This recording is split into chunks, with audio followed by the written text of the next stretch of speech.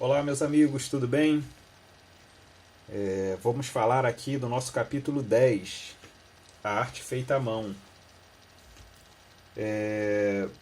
A gente já está defasado em duas aulas, né, que eu não mando vídeo, mas o que acontece? Uma dessas aulas a gente ficou conversando sobre a avaliação. A gente vai fazer um teste, aquela avaliação que é o normal da escola, né? Tem o teste, tem o trabalho e tem a prova. Só que eu conversei com a coordenação e a gente transformou o teste e o trabalho em uma coisa só prática. E a gente vai tentar dar algumas aulas práticas dentro desse tema, disso que vai ser passado. E eu vou tentar resumir aqui nas próximas aulas os vídeos. A gente conversou com a turma sobre isso. E outra coisa que a gente conversou, eu fiz um questionário perguntando o que os alunos estavam achando das aulas, como poderia melhorar, que tipo de aula prática eles gostariam de ter. E eu não tenho como fazer isso com vocês à distância, porque é um questionário anônimo, né? Ou seja, ninguém assinava. Eu recebi todas as folhas e eu vejo as respostas sem saber quem respondeu. Porque assim as pessoas têm liberdade para criticar, para falar de repente uma crítica pessoal mesmo. Professor, você não se porta do jeito que deveria. Professor, você não explica bem a matéria. Professor, enfim. É, para as pessoas terem a coragem de falar qualquer coisa, porque o que eu queria saber era o que a resposta verdadeira, né, sincera de cada aluno sobre o que está achando da aula de artes e o que a gente pode fazer para daqui até o fim do ano. Eu estou fazendo a gente chama isso de feedback, uma, uma expressão em inglês, né, mas no geral, traduzindo, seria o retorno. Eu estou tentando buscar esse retorno dos alunos, da opinião dos alunos, porque eu quero cada vez mais fazer uma aula que fique interessante e participativa, né? Que não basta eu chegar como professor e sair derramando conteúdo em vocês, que muitas vezes é o que acontece, porque a estrutura da escola normalmente é assim, é uma coisa normal. Existem muitos alunos, é muito difícil dar atenção para todo mundo, mas dentro do possível, eu quero tentar ouvir cada um de vocês, né? Então eu fiz isso. Com vocês eu não tenho como fazer essa coisa anônima. Então o que eu peço para vocês? Depois que vocês falem isso sem ter medo, porque infelizmente a gente não vai ter como fazer a mesma coisa de entregar uma folha anônima. Então falem sem ter medo o que vocês estão achando da aula de arte até agora. Vocês podem comentar aí, ou se quiser manda direto para mim pessoalmente. Pode ser pelo... Alguns alunos têm o meu WhatsApp, pode ser pelo e-mail também. Eu vou deixar um e-mail na descrição aí do vídeo. O que vocês estão achando da aula de artes até agora? Como a gente pode melhorar essa aula de arte? Como a gente pode pensar nessa aula de arte nessa dinâmica que a gente está à distância com vocês, né? Com alguns de vocês que estão somente assistindo a aula à distância.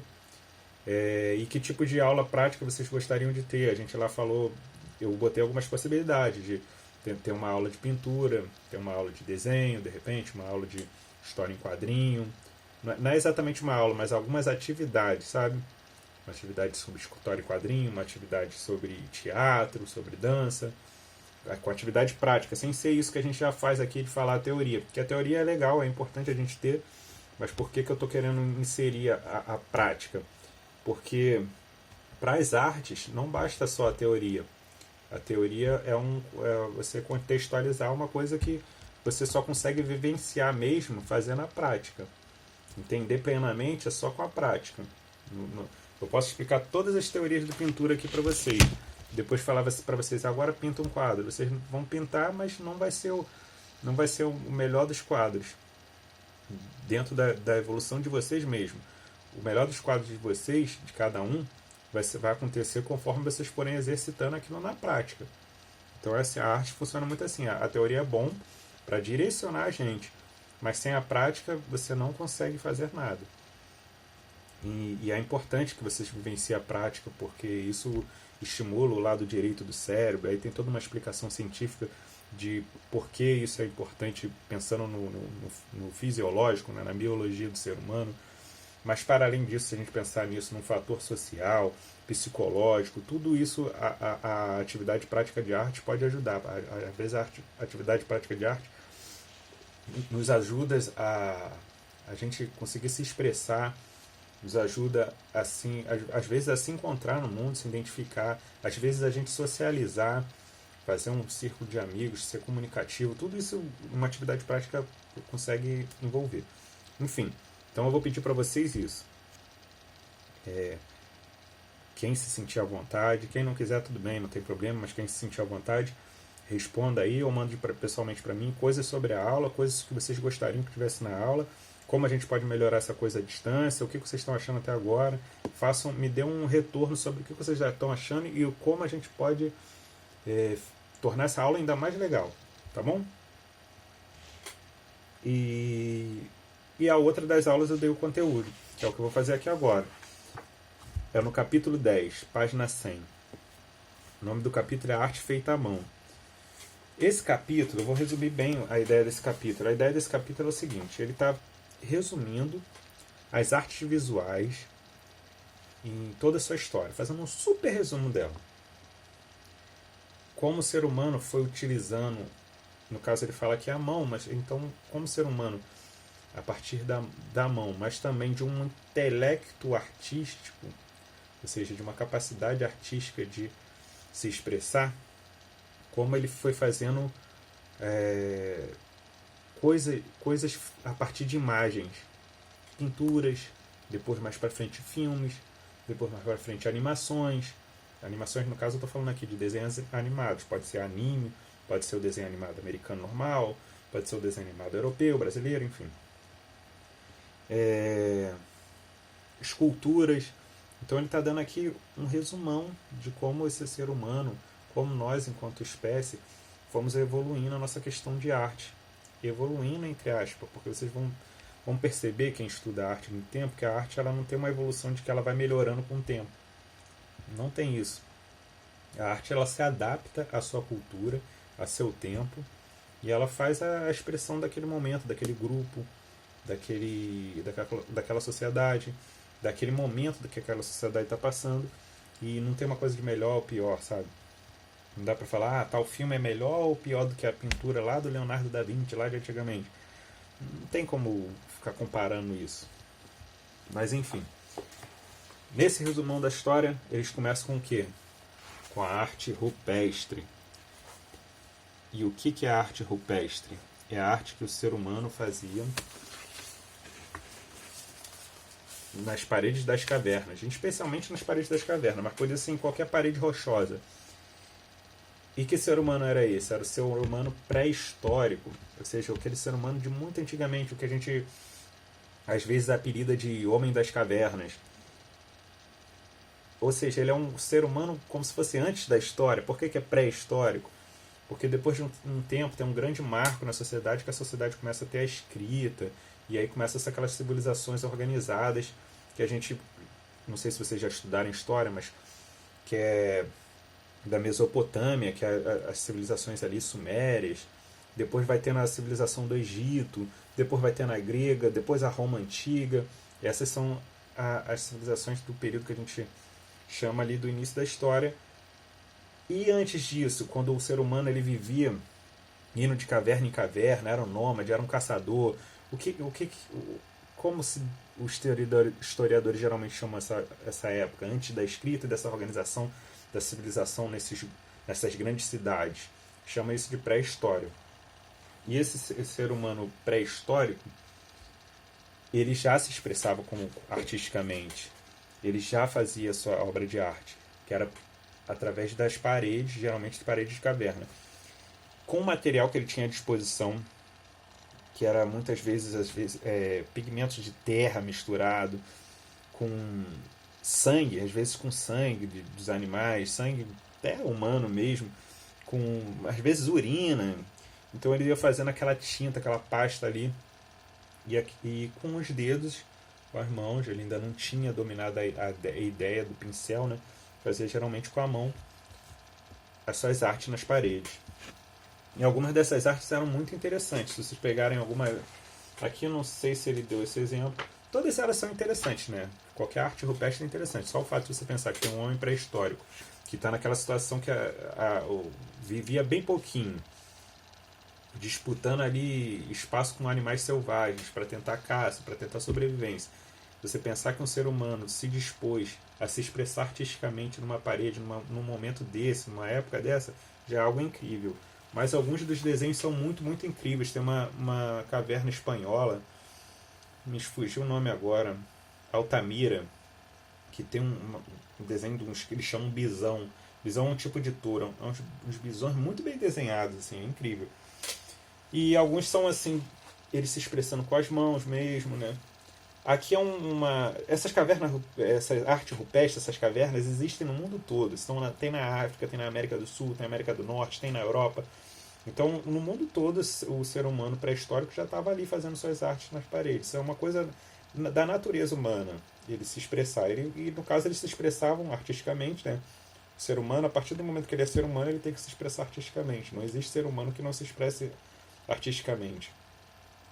De alguma forma ou de outra. Vocês podem falar, mas tem alguém que não desenha nada, não gosta de arte, mas em algum momento, quando ele era criança, ele desenhou. Então, faz parte da realidade do ser humano. E ele faz com o material que ele tem à disposição, né? Então, nessa época da pré-história, o que eles tinham à disposição era isso mesmo, fazer com a mão. A tela, no caso, era as paredes rochosas, né? Paredes de caverna e tudo mais. E aqui no Brasil também teve. Aqui está falando de uma da Serra da Capivara, que é uma arte rupestre que tem num sítio arqueológico da Serra da Capivara. Existe um outro também, que é a Pedra do Ingá. A Pedra do Ingá é uma arte rupestre muito, muito interessante, que é uma parede de rocha, assim, e ela é céu aberto, ela não é, no caso, dentro de uma caverna, e esses seres humanos pré-históricos, eles fizeram uma arte lá que eles fizeram em relevo, eles não fizeram com tinta, assim, eles foram desenhando, cavando aquela rocha. É muito interessante essa Serra da Capivara, que também é no Brasil. Serra da Capivara não, Pedra do Ingá. A Serra da Capivara é no Brasil, mas eu estava falando da Pedra do Ingá, que é essa daí, que é em relevo. Muito interessante, muito interessante. Aqui tem um exercício que depois a gente vai fazer, né? Se vocês tiverem condições de fazer aí na casa de vocês, que não é um exercício muito simples de fazer, apesar de ser simples, né? Com uma tinta preta de guache, fazer um desenho à mão. O ideal é que você conseguisse prender esse desenho na parede, mas sem sujar a parede. Prendesse as folhas na parede e fazer um desenho com a tinta guache com o dedo, para você simular a realidade de um artista da época rupestre, né, da arte rupestre.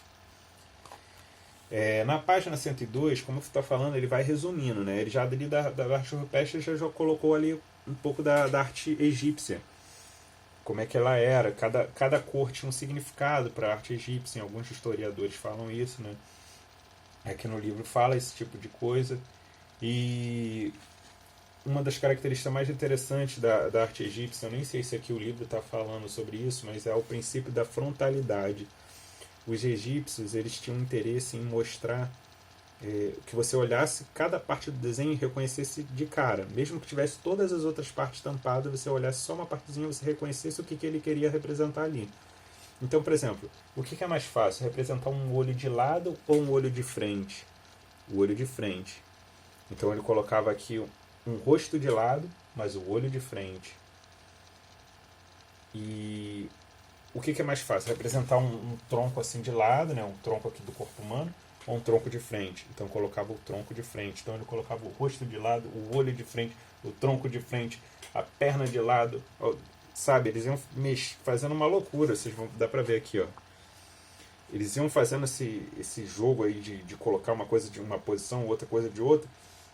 Porque o que importava para eles é que a pessoa olhasse aquele olho e já reconhecesse. Aquilo é um olho, aquilo ali é um tronco. Então, esse era o esquema da arte de pintura egípcia.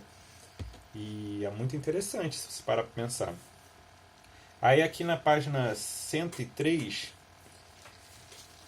é uma pena que eu não tenho o quadro aqui, né? Porque eu mostrei esse exemplo com os alunos. Eu fiz um desenho do olho de lado, do olho de frente. Mas enfim, tentem olhar o exemplo aí. Na página 103, ele já vai avançando no tempo e ele vai para uma época que a gente chama de Renascimento, que é quando se descobriu a perspectiva linear.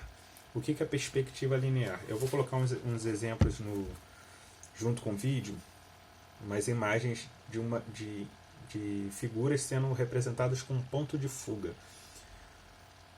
Para explicar rapidinho, nessa época do Renascimento, é uma época que começa a se retornar muito o estudo da ciência, da matemática, da filosofia, e se tem um apreço muito grande por essas áreas, pela racionalidade do conhecimento. E os artistas começam a tentar fazer uma arte mais científica, eles estudam muito a figura humana, o corpo humano, alguns artistas inclusive fazem parte de dissecação de corpos humanos. O que é dissecação?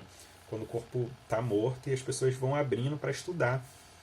Na faculdade de medicina, de biologia, se faz esse estudo. Como é que é um pulmão? Aí você abre lá o corpo e vê o pulmão, como é que é. E os artistas participavam disso para eles entenderem como é que era o corpo humano feito.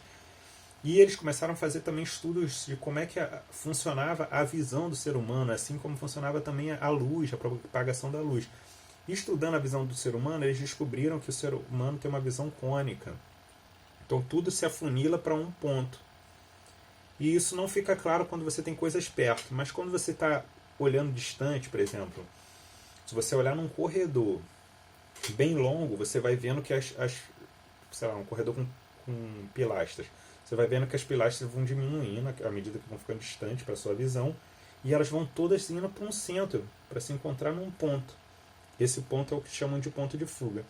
Eles descobriram isso, eles descobriram que todas as direções de um desenho tem as direções verticais e todas as direções horizontais elas vão indo elas vão se afunilando na direção daquele ponto. Com isso, eles começaram a conseguir fazer pinturas muito realistas, porque eles fizeram pinturas que trabalhavam a imagem igual o nosso olho, nossa vista trabalha. Então, nossa vista junto com o nosso cérebro, é claro, porque a vista ela capta, né, a imagem, mas quem interpreta é o nosso cérebro. Aqui tem um exemplo. Eles estão pedindo aqui para vocês fazerem uma linha para tentar achar o ponto de fuga.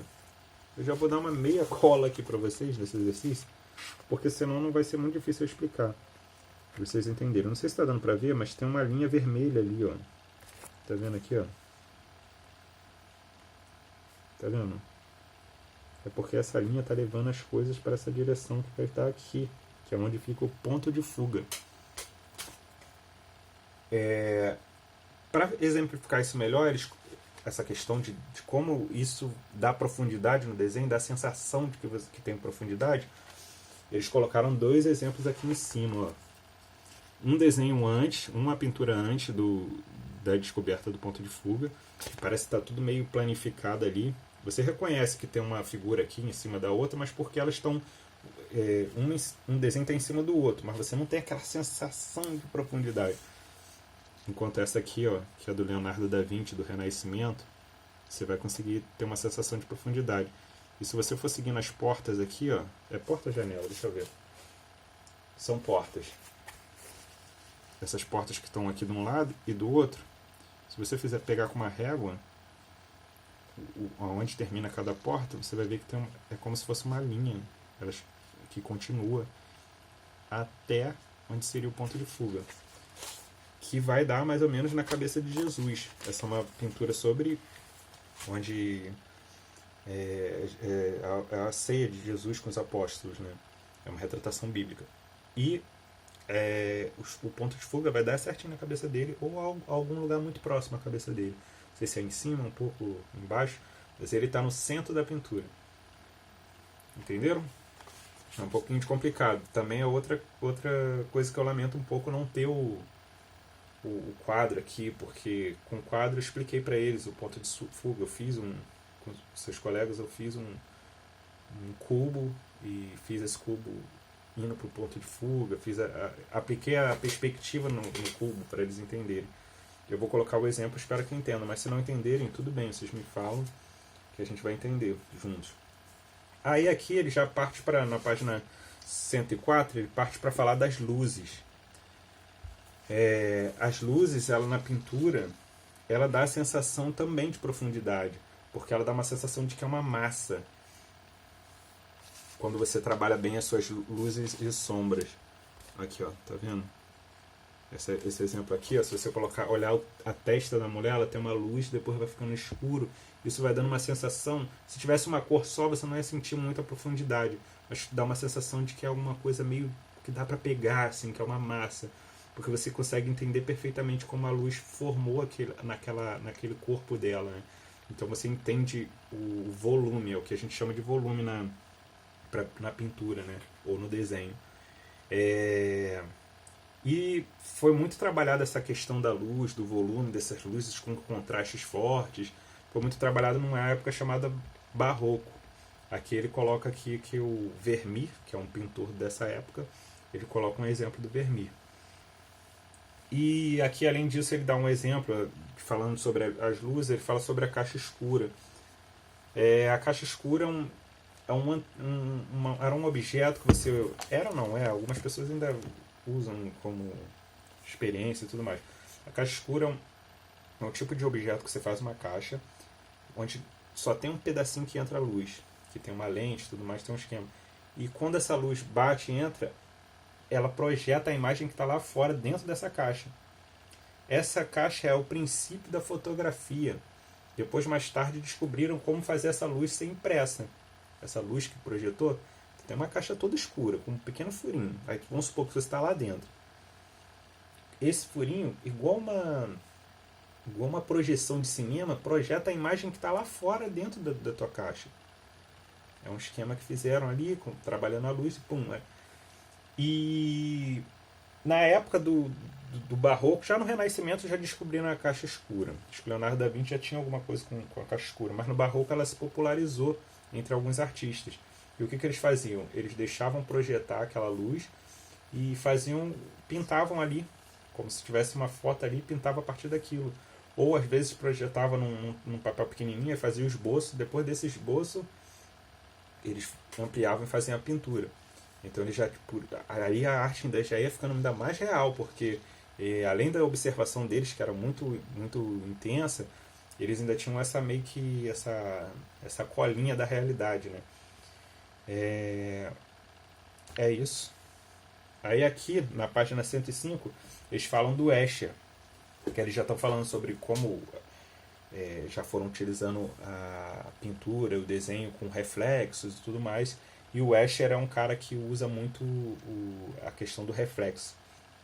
E ele fazia muitas pinturas com muitos desenhos, com ilusão de ótica e tudo mais. E já é um avanço, porque ele já é ali, o Escher já é ali no século XX. Então ele já, é o que eu falei, resume bem a história da imagem. Eles vão pulando. E aí a gente parou aqui na página 105. Faça um exercício da